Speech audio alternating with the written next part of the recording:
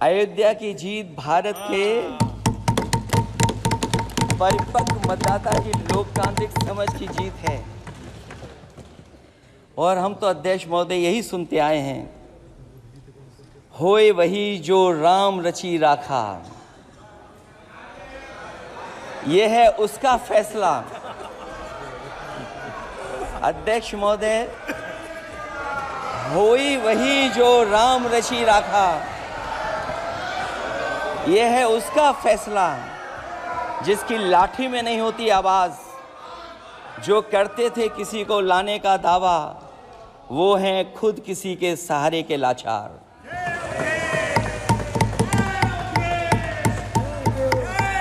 अध्यक्ष महोदय, मैं फिर कह देना चाहता हूं, होए वही जो राम रची राखा, यह है उसका फैसला, जिसकी लाठी में नहीं होती आवाज, जो करते थे किसी को लाने का दावा, वो हैं खुद किसी के सहारे के लाचार। हम अयोध्या से लाए हैं उनके प्रेम का पैगाम, हम अयोध्या से लाए हैं उनके प्रेम का पैगाम, जो सच्चे मन से करते हैं सबका कल्याण। सदियों में जन जन गाता है जिनके गान, अभय दान देती जिनकी मंद मंद मुस्कान, मानवता के लिए उठता जिनका तीर कमान। अध्यक्ष महोदय, जो असत्य पर सत्य की जीत का है नाम, उफनती नदी पर जो बांधे मर्यादा के बांध, वो है अवध के राजा पुरुषोत्तम प्रभु राम। हम अयोध्या से लाए हैं उनके प्रेम का पैगाम।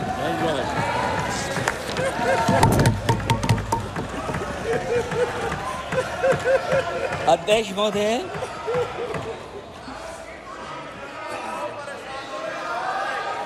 अध्यक्ष महोदय, कुछ बातें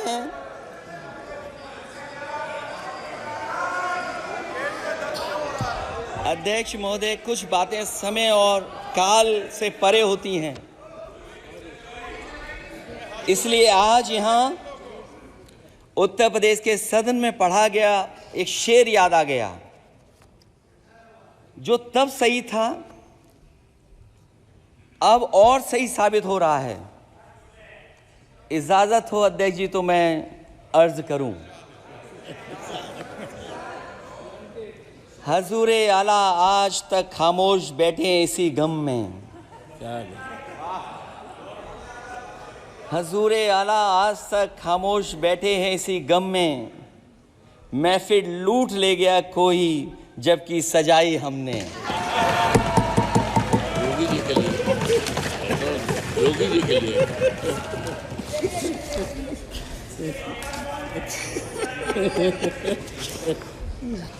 उत्तर प्रदेश की जनता का बस यही आग्रह है कि जिस गंगा जल को हाथ में लेकर सच कहने की कसम खाई जाती है, कम से कम उस गंगा जल से तो झूठ ना बोला जाए।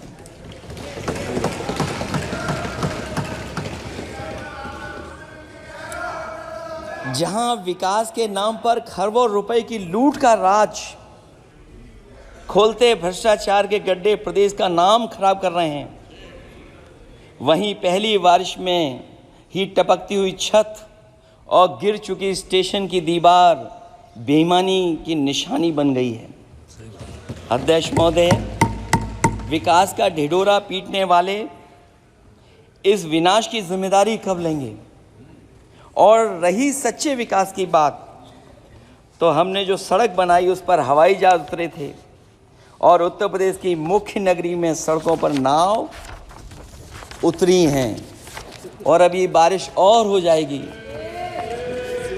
तो नाव से भी चलना पड़ेगा। यही स्मार्ट सिटी के जुमले का भी हाल है। न तो जाम से छुटकारा मिला, न बुनियादी सुविधाओं से कोई निजात मिली, न कोई बुनियादी सुविधाएं मिल पाई हैं। मुझे याद है अध्यक्ष महोदय, देश के प्रधान सांसद जी ने अनाथ पशुओं के बारे में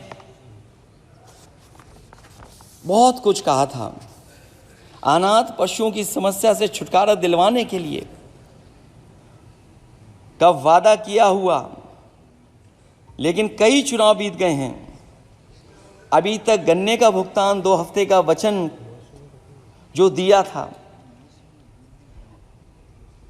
कहाँ दिया था, अब तो वचन देने वाले को भी याद नहीं है।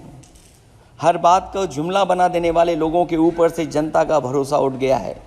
इसीलिए बहुमत की सरकार नहीं है, ये सहयोग से चलने वाली सरकार है।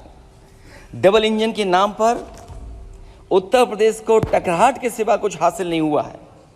उत्तर प्रदेश में प्रभुत्व की लड़ाई दो लोगों को आपस में लड़ा रही है, लेकिन उसकी मार जनता को सता रही है।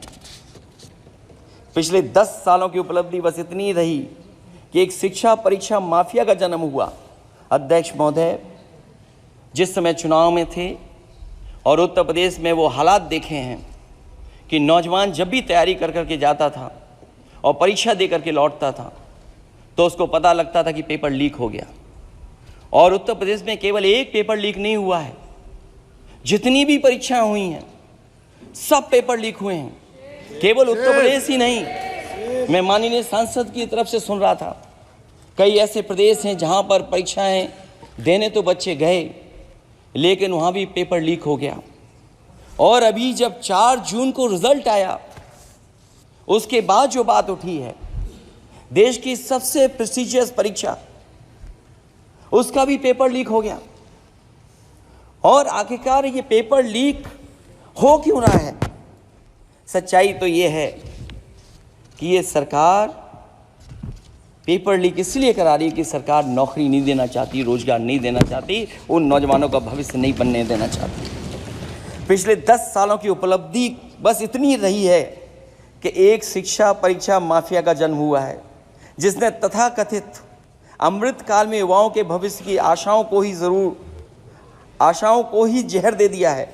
जो सरकार उम्मीद को मार दे, वह न तो वर्तमान को सुधार सकती है न भविष्य को संवार सकती है। सरकार आशा का प्रतीक होनी चाहिए, निराशा का नहीं।